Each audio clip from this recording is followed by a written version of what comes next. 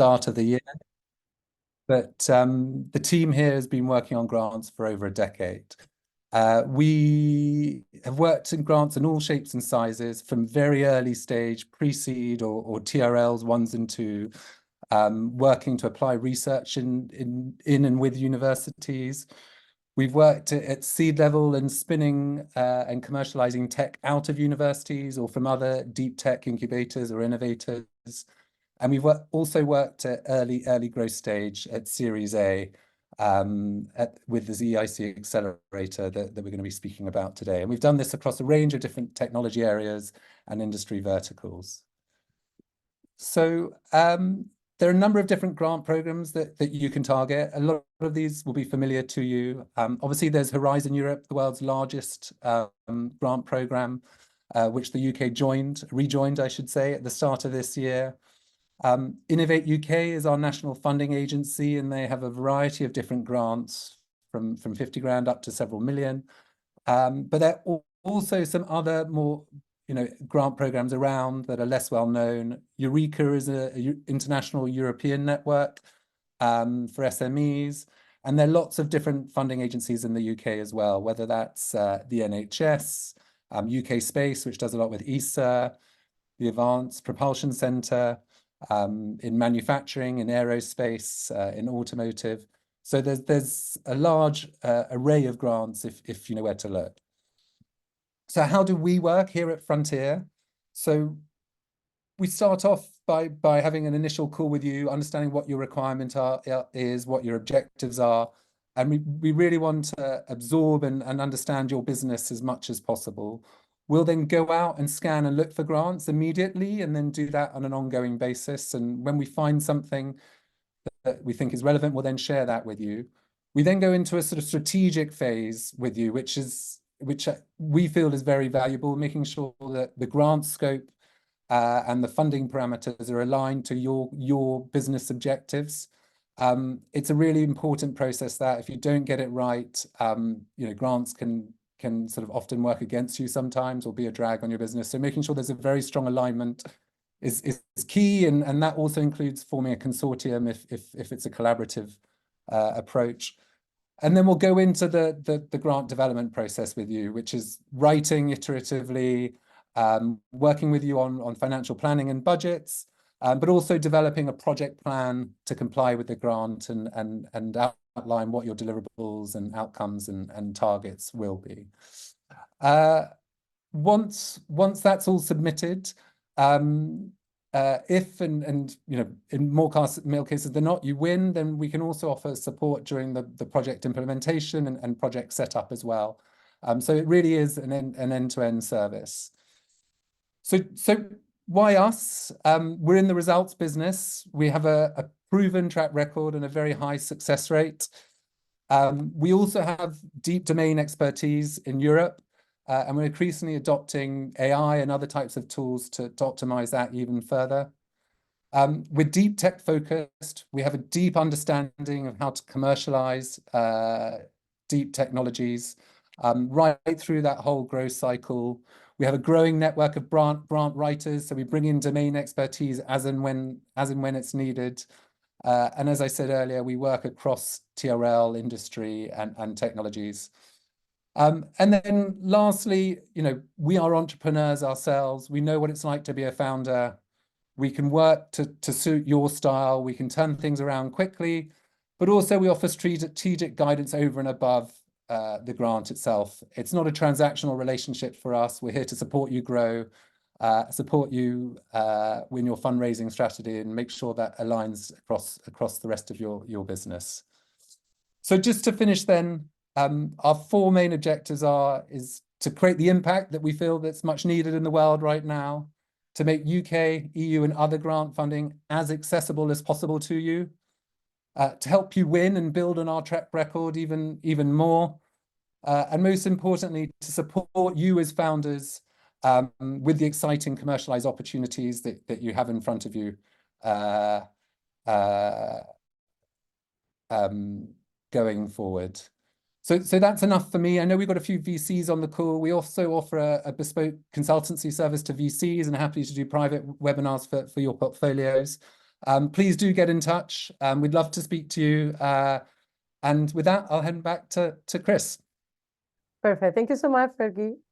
So what I will do, by the way, I will send a thank you email. Someone was asking if we are recording the webinar. We are recording the webinar indeed. So also I will send a link just in case, as I say, you would like to have some more information or have a one-to-one conversation with Fergie. Now going back to the actual interview. Tanya, how are you today?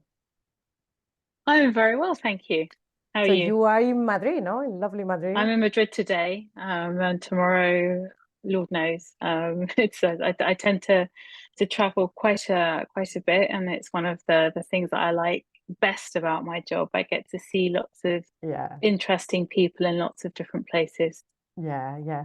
Well, so Tanya, you have an impressive curriculum. You are such an inspirational woman, businesswoman.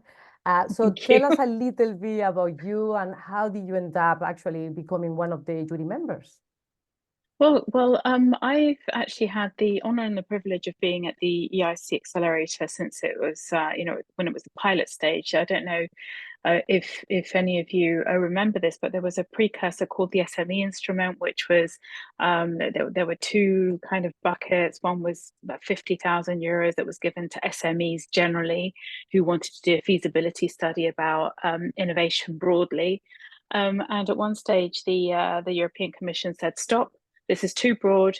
This is not strategic. We're spending a lot of money, which is great for the SMEs because they are actually getting some benefit from understanding whether they should be investing in R&D, but it's not strategic enough for Europe. We're in a global market. We're competing on so many levels. We're competing for talent. We're competing for finance. We're competing to be on the technological stage, and we're fighting for our future. We need to put a lot more money against this." And so the story began of the EIC Accelerator, first of all in pilot stage, and now as a fully fledged €1 billion fund. Yeah, well, amazing. Yeah.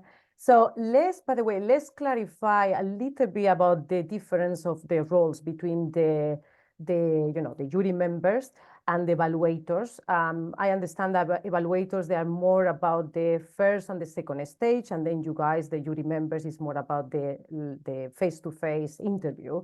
So could you tell us a little bit about the differences between, each role and what are you looking at in terms of is it more about the innovation, the technology, is more about the business model? You could expand a little bit more there. Yeah, so the role of the evaluator, so that's before we see the pitches, and we're essentially the almost last part of the process. We see the kind of like the pinnacle, the best of the best already by the time they get to us.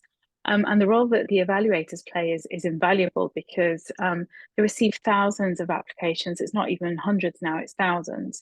And the evaluators sift through those. They absolutely read them. They read them in detail, and they are the ones that provide the first filter on whether the technology is where it says it is, as in, it's very clear to them. They have technological expertise. They might have further domain expertise as well. There are normally 3 evaluators, so there's never a single point of failure. And what happens at that stage is that they come to a consensus on whether an application should indeed come to a jury stage. When it comes to us, we get an application that is, I can't show you them. I do have some of them. I can't show you them because that would be absolutely against the rules, but there's a lot of documentation, but beyond that, we do a lot of due diligence. I would almost say that whatever you write on the paper, it's important, don't get me wrong, and how that's presented is important. It has to be clear. It has to tell a story, but don't think for a moment that if you present this wonderful thing on paper and then there's like vaporware behind that's going to fool anyone, because the juries, there are 5 of us in a jury. We all have very, very complementary skill sets. You have people who have deep scientific expertise, and I've been in juries where I thought, oh wow, that sounds really amazing, and one of my fellow jury members have said that scientifically is not possible. Right. So I thought that sounded like a really amazing product, and sure it was, because but the technology was, there was something that was been claimed in the application that the experts said no. The laws of physics say that this cannot be done, and in fact they were right. It's never just taken at face value. There's always an opportunity there to kind of like ask questions and defend, and then it becomes very, very clear whether something is worth backing or not. Yeah. I mean, of course, it's not just up to one person, and you guys are putting different type of expertise and backgrounds as well. So yeah, that's great. Okay, so in terms of the idea of this interview, by the way, is that we will have some questions from the attendees at the end of the interview, just in case we're missing something. But the idea is to go to the most important questions, which I guess is like, what is exactly the kind of common things that you guys are looking at, that you think, okay, this application definitely is going to be, or most probably is going to be successful? Is it about the IPs, about the, like justification of public money? What is the kind of parameters or the most common parameters that you're looking at? So I would say definitely breakthrough innovation. So it can't be something that is a copycat of something that already exists. We do occasionally see solutions that come forward from the market saturated with similar things, and there's no sufficient reason to kind of like back yet another solution. It might be technologically very smart, but there's no reason to do that, right? The market's already well served with existing things. So this concept of breakthrough is a very difficult one to, it's very simple phrase, right? Breakthrough technology, but actually identifying those breakthrough technologies is one of the most difficult things that we have to do, because everyone that comes to us has gone through a filter. So even the evaluators have already thought, oh, actually, no, there's something here that could potentially be that. When things get to us, and it's remember that this is a pitch. It's we do a deliberation. What happens, just to maybe go into some of the process that might be useful for everyone who's on the call. So there is a briefer. So somebody who, of the 5 jury members, one person will be responsible for absolutely going through every single piece of paper in that form and really, really kind of not just looking at what's written there, but going and doing some due diligence on the market, going and see who the competitors are, looking at the IP, looking at who owns the IP. Yeah. So Christina, what you just said there is really important. We do look at the IP, and we don't just look at what's on the application form. We will go and look in patent search and see who the owner of the IP is. And if there's something that's a little bit, okay, that's raising questions, we have, I think it's 25 minutes where we have an internal briefing, so that the briefer, say I'm responsible for company A, I will have done my due diligence and read everything company A, and I will go to my colleagues and say, they will also have read it, but my responsibility will have been to do a really, really deep dive. So I will say, they will ask me questions on things that they've seen that they want some clarification on. And then, these 25 minutes, never enough. We kind of think, oh, we wish we had another half an hour at least. And then we get the team coming in to pitch for 10 minutes. Following that 10-minute pitch, we get to ask questions for 20 minutes to half an hour. It's 20 minutes of jury member plus 10 minutes of somebody from the EIC fund itself, or from the European Investment Bank. And that's where we really kind of go into the nuts and bolts. So if I've seen something that in the IP, I kind of think, why is this patent not in your name? Where is it residing? Does it belong to a company that's in Delaware? Well, if it's a company belongs in Delaware, then that's not really great for coming to your question on, so where is the impact? All of these questions, make no mistake, we will absolutely answer, and we will identify in that process. Yeah. Okay. I'm actually coming, back to that stage. In terms of the practical part, which kind of top tips would you give to the companies when they are presenting to you, when they are pitching? I think that the first one is you really do have to explain well what you're solving for. What is the problem that you're solving? You have to be able to convey that in a way. You've probably done this 1,000, well, maybe not 1,000 times, but a few times to VCs, and that is the same process. You have to be convincing about, the the product that you have, but more importantly, you don't start with the product, you start with the problem. Okay, where is the problem in the market and how are you solving that problem? And then you go into the details of your solution, your product, etc., etc. That would be one. The second one I would say is, we're talking about breakthrough innovation. So we will have in the jury, we will have technology and scientific experts. You should have somebody, you're allowed to bring 3 people to present. One of those should absolutely be somebody with knowledge of the technology, as in deep knowledge of the technology. If you don't have, I've been occasionally in front of teams, and it hasn't been the CTO who's been there for whatever reason. Sometimes perfectly valid. They might have been ill there, but and then they flounder when it's like coming to technological questions, and that's not a great look, because it does. You as CEO don't have to know, but you absolutely need to bring somebody who does.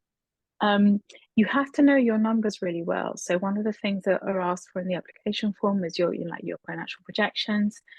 Everyone knows that you have to explain your assumptions. You have to be ready to defend your hypotheses. So whatever your hypotheses have been, everyone knows those are going to change. Nobody's looking for an absolute certainty in that. But you have to be able to explain your hypotheses. Why are you confident that you're going to be reaching a market of 250 million, maybe 8 years down the line, when last year you had sales of 100,000? Where is that journey from where you are today and where you're going to be in the future? And the third one, and it's very linked to both of those, be very clear about your go-to-market. It's also something where a lot of companies fail, where they get everything right, and you start asking them about go-to-market. Okay, well, you're not just beachhead markets, because sometimes you do hear founders kind of almost, I'm going to be selling into Siemens, I'm going to be selling into Bosch, I'm going to be selling. Do you know what? Everyone says that. It's not about it. Maybe it's not about the Siemens and the Bosches. Maybe it's about the untold industrial companies that are maybe more mid-cap that have the same problem, but then you have to tell us how you're going to reach them, and be credible about that. So it's more about the overall company and how the company is going to go, commercialize the product and use that money eventually to keep going, basically. And do you guys change the jury members according to the type of the challenge? So let's say that is quantum, for example. Yeah, absolutely. So I think I'm a bit of a wild card, because I get to go on lots of different juries. But for example, the technical and the scientific knowledge, they will be very, very domain specific. So in healthcare, that's also one that tends to be very, very domain specific. In my case, I've been on energy, I've been on space, I've been on quantum, I've been on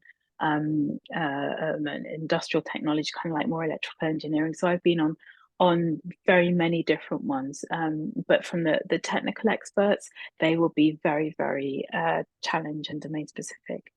Yeah, okay, great. So talking actually about quantum, so you are a governing board member of the European Quantum Industry Consortium.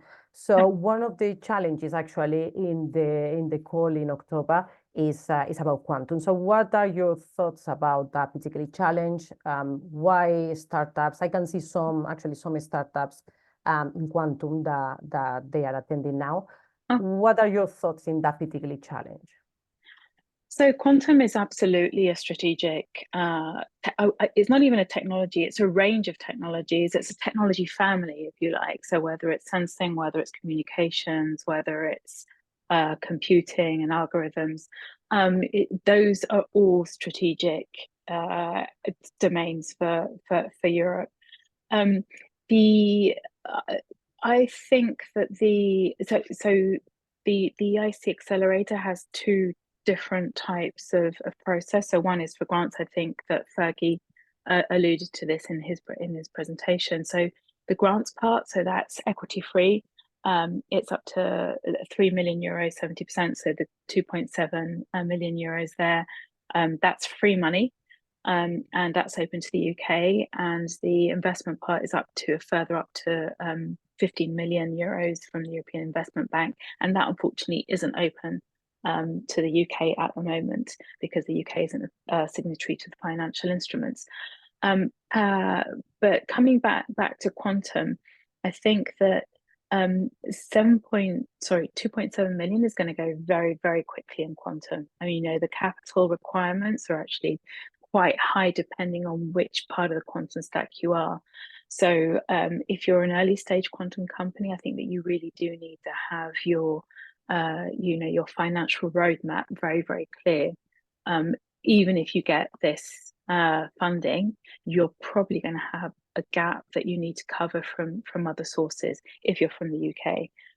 If you're not from the UK, then you have the option of applying for 15 million, which is quite nice. It is a competitive market. I would also say that I have to recruit. As you said, I'm a governing board member for Quick. So if I see a member of Quick, I have to recuse myself from the jury. I have to say, no, I can't stay. I can't hear the deliberations. I can't hear anything. Sometimes I hear something kind of like, because somebody doesn't realize that, and I have to go la la la la. But I think that one of the, if you are in quantum, like joining Quick is something that really, really does benefit you, because you can also speak to other people who've been through the process and tell you, what's good about it, things to watch out for, etc., etc. Specifically on quantum.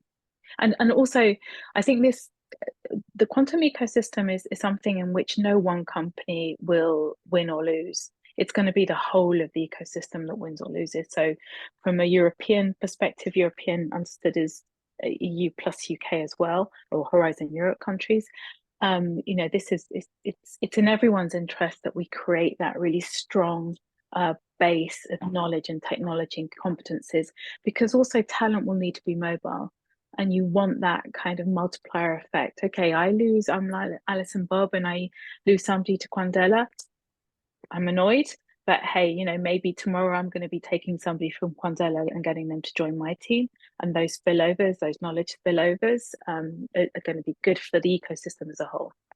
Yeah, no, I mean, absolutely. So let's change a little bit the conversation. And I mean, we are both female founders. We can probably feel fortunate about what we do. We do what we love. But unfortunately, this is a problem. We know the diversity topic is something that is a hot topic, fortunately. So what would you say? I mean, would you say that the EIC Accelerator is promoting the diversity for the applications? Oh, completely. Yeah. What are the kind of the things? Yeah. So this is, and this is, so just disclosure there. We're working with the EIC. Not in my capacity as EIC jury member. This was like a publicly, open market, one on the open market. So we're doing a piece of work with them. The project is called Gendex, and that's to really develop a diversity index to look at where the leaky pipeline is for diversity generally, but very specifically for women. Why are we losing so many women in the route from STEM education all the way through to IPO?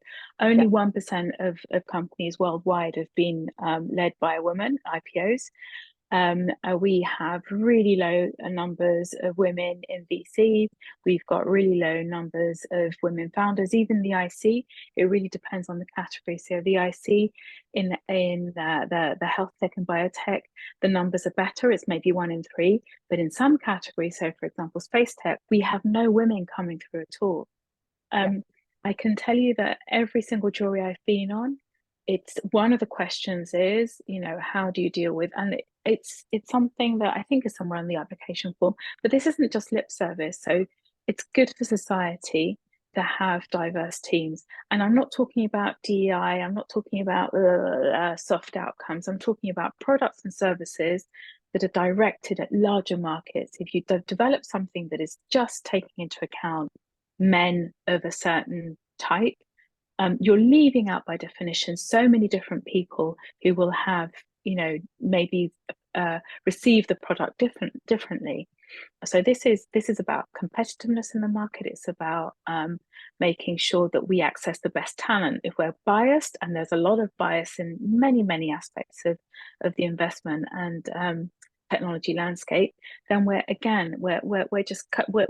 swimming with, you know, just with one arm tied behind our backs. So all of this is about competitiveness. It's about diversity to reach the best. It's about eliminating bias. Yeah. Would you say that both the jury members and the evaluator, is this something that you guys take into account if the team has woman or diversity? Right. So I don't know about I don't think the evaluators do. I don't think it's something that they can evaluate. I don't think they're asked to do that. When it comes to jury members, if we see 3 men presenting, or if we see, this is something that also happens, if we see 2 men and a token woman, which they're kind of like be asking about that, we'll be asking about, okay, maybe startups don't have the answer now. We just say, you know, do you genuinely, let's have a conversation about that. How are you dealing with, you know, how are you making sure your company is resilient into the future? You know, what does your board look like? Who are your investors? It's not about shoehorning women, and it definitely isn't about saying, oh, you're a women founder, there you go, you get the grant. It is not about that at all. But it's about really identifying. No, it's not it's absolutely not the purpose. I want to make that clear. But it is about making sure that the companies are strong and resilient. And to be a strong and resilient company, you need to have that diversity, because that diversity is going to help you understand your markets better. Yeah, absolutely. And I super agree with that. I don't think the merits should be based on the how diversifies the team. At the same time, I think that if the team members, they bring different backgrounds, that also is always better for the overall product. For the company, for the product, and for everything, for the culture of the company as well. And there are lots of studies on this. Yeah, absolutely.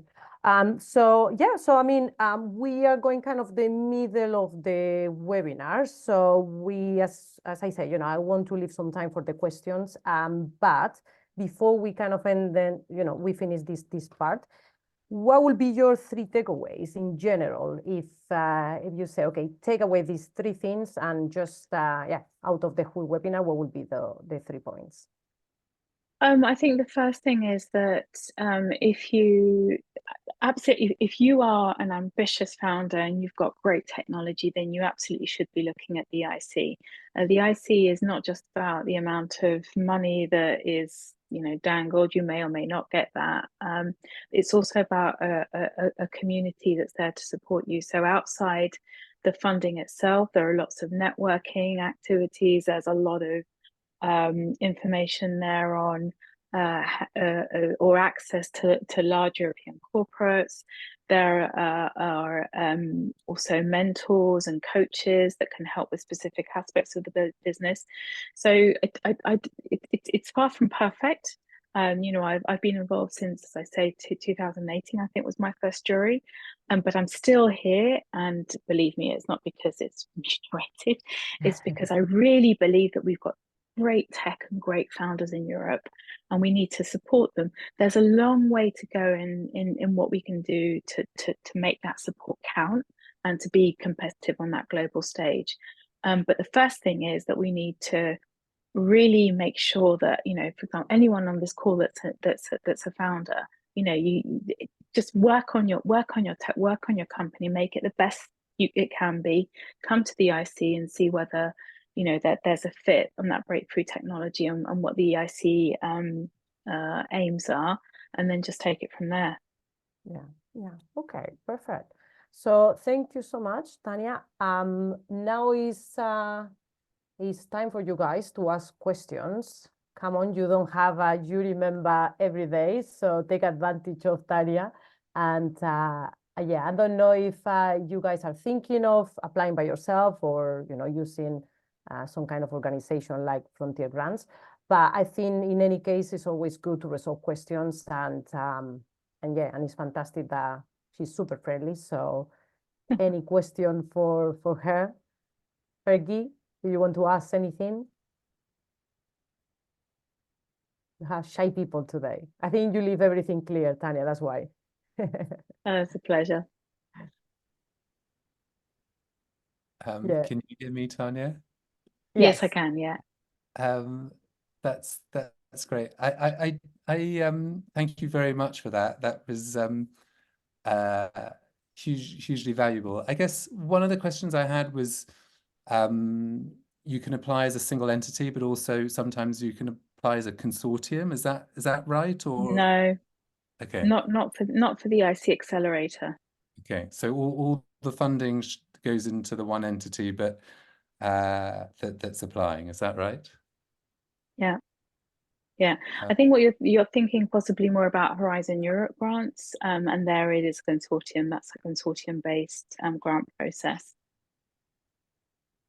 Okay, so that was one question, and then another question that comes up quite frequently is, I guess the grant is designed to sort of, if I can say it, take your technology from sort of TRL 5 to TRL 8. And there's the sort of the technology development piece. There's also the sort of commercialization sort of work packages as well.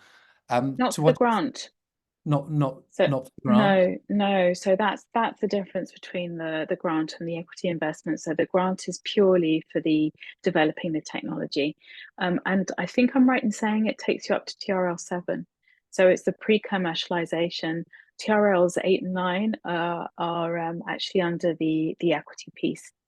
Sure. So if you've got a blended application, so not obviously UK companies, but for Yeah. European companies, Yeah. can you start that commercialization process before you finish the technology development, or do you have to complete the technology development before you do?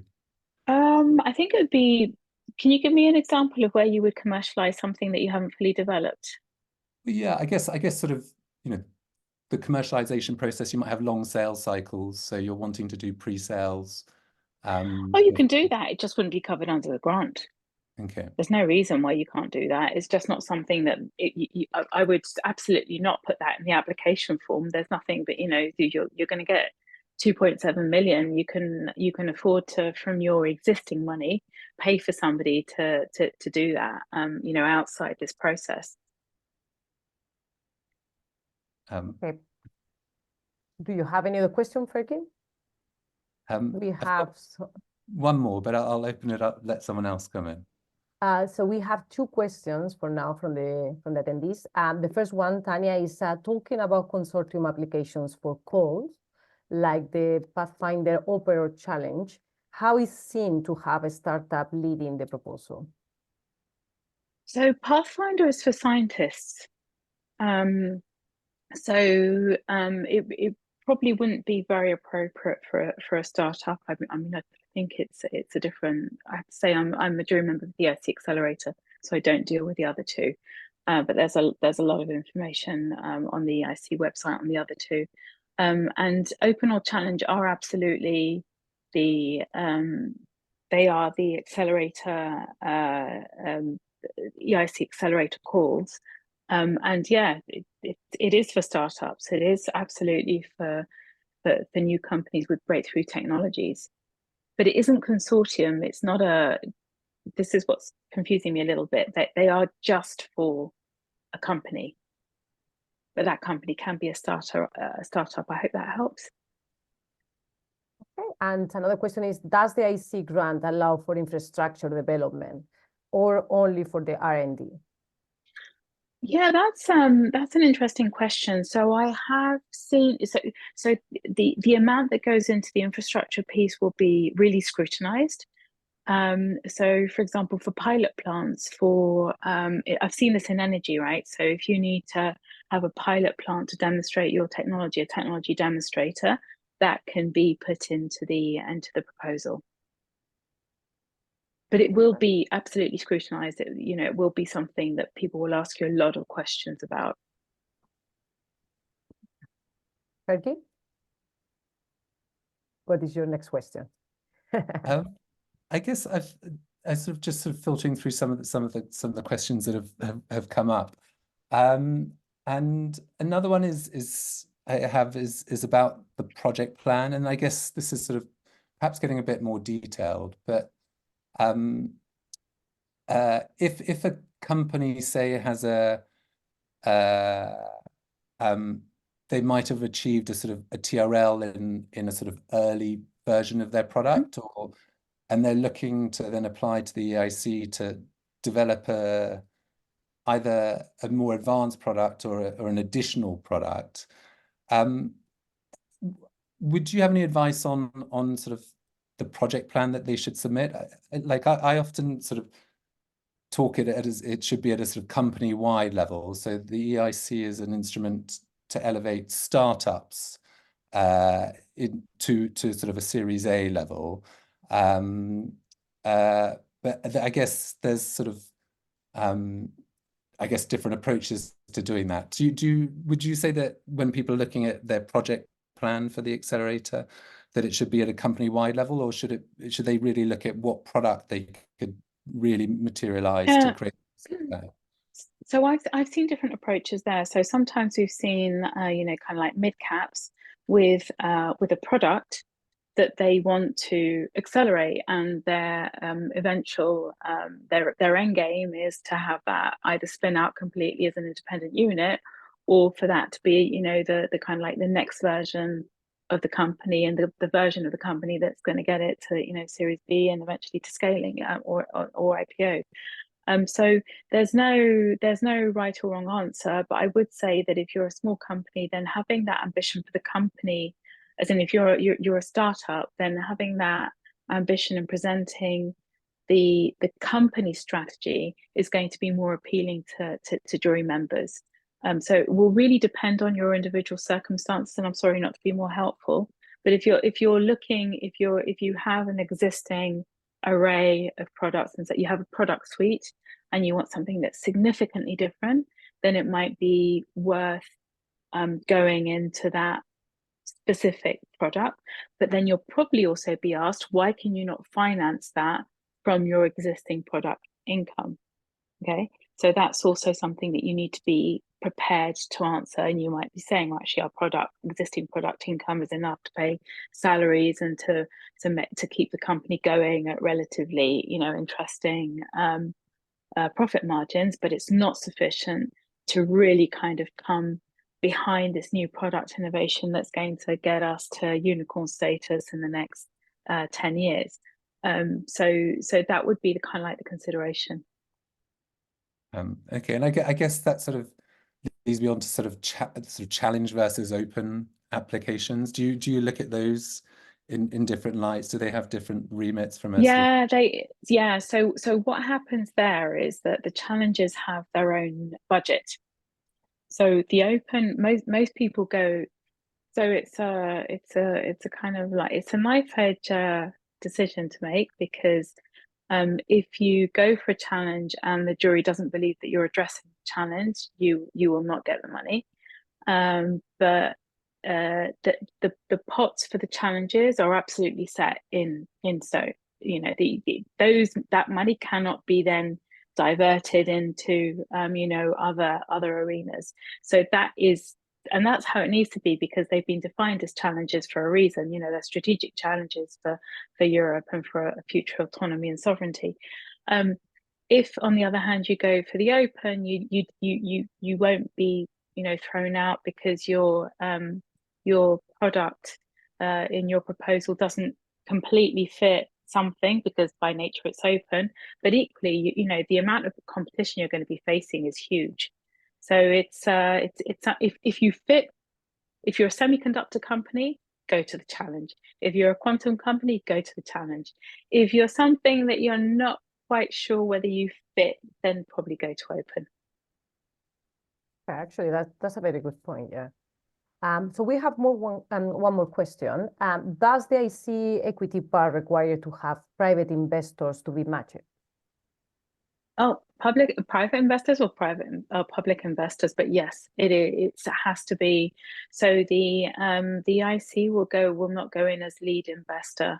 It's the, you know, the EIC fund comes in, the European Investment Bank will have to come in and make an investment decision. There'll be due diligence, as in really deep due diligence, to make sure that everything that has been said is as it should be. They'll be looking at control over the company. They'll be looking at a whole load of things, as you would expect any investor to do. But yes, there'll be a requirement that the company is able to raise the remainder of the round with external funding. And I have to say that normally is a lot easier with a letter from the EIP saying that they're going to be putting however many millions into your company, because you're already de-risking the technology element of it. Yeah. Okay. So actually, I'm going to ask you one question. So is say that normally when you are at the latest stage, when you have the interview, it's not like it's 100% sure that you will pass it and then you will succeed your application. But normally, what is the percentage of those companies? I mean, I don't know if you kind of have a number in mind that they actually, you know, end up winning after the interview. There are figures on that. I don't have them here. I mean, I could look them up because I think they're even on the website. I do have them somewhere. But it will be a fraction. So in my experience, so say in a just to take my last jury, I won't even say what it was in, but my last jury, say we had somewhere like 20-25 companies come, and maybe we maybe said yes to 4, I would say, so 25%. I know other juries funded 0. Yeah. Another juries funded more. Yeah. So it's not but those figures are on the, I think those figures are on the, that's public information. So it's not like you go to the latest stage and then that's it. You basically can give for granted that you won. Good to know. Yeah. So guys, don't relax. Until the last minute. And those figures are there. I would also really recommend having a look at, you know, the companies that won the last round, and look at you know, what you think they do well, things that you think you could do better. It is, you know, whether you want to write the grant yourself, as Christina and Fergie say, or whether you want some professional support. It's a pain in the neck to write, depending on whether you like writing or not. You know, it might be worth your while getting some professionals in. But regardless, because that really doesn't make a difference. You know, we read the applications and you can tell when people have engaged consultants. For me, that makes 0 difference. I can see a consultant a mile off, and it's neither a positive nor a negative. That is something that the founders should consider. Is it an opportunity cost for you to kind of learn how to write? Not even learn how to write a grant. It's not about learning that. It's about, is it an opportunity cost for you to spend the time getting all the information together and putting it out in a way that kind of like really presents your company in the best light? Or, you know, is your time better spent in other things? So it will really be on a case-by-case basis. Yeah. So actually, Fergie, could you answer this question? I mean, I'm sure most of the attendees, they have experience and they already had a look or they applied in the past. But could you guide us a little bit? How is the process? Of course, this is a very long application with 3 different stages. So, yeah, can you? Yeah, sure. So, yeah, I think that it's 3 stages. A short proposal is the first stage. You can make that submission on a rolling basis throughout the year, and it takes about 4 weeks to be evaluated. And you'll either get a green go at the end of that or not. If you get a green go, then the next phase is taking that short proposal, which is about 10 pages long, and expanding the part B, as it's called, into about a 60-page application. So part A is largely administrative, around your company and the finances and the legal entities and the like. And then part B is the written application. That deadline, I think, is in October. I always can't quite remember if it's the 3rd or the 16th. One is Pathfinder and one is Accelerator. I think it's one of the 2. And we would say that, you know, this is a significant piece of work. It's worth taking the time to do it well. In all my experience of grant writing, if you're writing on deadline, you're reducing your chance of a successful application. So we would advise 6 to 8 weeks at least to write that. for an October submission. There's also an annex that's involved where you can describe your patent portfolio, freedom to operate, and other aspects as well. That then is evaluated, and you get a green to stage 3. I think it's towards the end of the year. I think interviews are scheduled you'll probably know this better than I do, Tanya, but sort of around the 13th, the 16th of January in 2025 for the 3rd stage. That's a Q&A, I mean, a presentation and a Q&A as Tanya outlined. And then you should get your results about a month later after that. If you're just applying for a grant, the grant offer letter and going into a legal contract is relatively straightforward. If you're applying for the equity element as well, there is some negotiation required and back and forth. So that process might take a month or two before it's finalized and you get your grant offer letter signed, which is the legal agreement between yourself and the EIC. So just to summarize then, just sort of working back from October, 2 months, you're sort of wanting to start your stage 2, sort of early August time at the latest, I'd say. A month evaluation on stage 1 or the short proposal takes you through to submitting that by early July. So if you are looking for the October deadlines, both open or challenge, then you know, now is about the right time to start thinking about your short proposal and working on that over the next month or 2. Perfect, thank you. So I don't know if anyone else have any other questions. Do you want to add anything else, Tanya, just to kind of close the webinar? I think that we all need to collectively kind of, you know, really think of Europe, including the UK, as a great place to start and scale a business. There is a lot of support available. Of course, there are some obstacles as well, but there are obstacles absolutely everywhere. It's just that, you know, everyone shouts about the obstacles here a lot more than they do elsewhere. And I think that, you know, anyone who is a founder or wants to be a founder, you know, kudos. It's hard. It's also super rewarding. So really, really wish you all the best, and yeah, and do reach out. Anything that we can do to help, we will do. Yeah. Oh, well, thank you so much for your time and for trying to help the community and the members of, I mean, the startups and VCs that they're attending today. As I said, we have recorded the webinar, so just in case someone missed it, or if you guys want to go back to her responses, she's also, of course, on LinkedIn. So, you know, she's, as I say, she's not just the jury member, she has a lot of other titles. So yeah, it's always great to have a chat with you, Tanya. And thank you so much, Fergie, as well, for adding that extra of knowledge about the grants. And for all of you guys, yeah, thank you for joining. We have you know, webinars, but we also have some events, in-person events coming up, especially the London Tech Week is around the corner. So have a look on the website. You have all the information there, both from for the Frontier grants, but also from the kind of more community side. Hopefully, yeah, we will meet in person very soon. So have a lovely evening, and yeah, thanks again. Bye bye, everyone.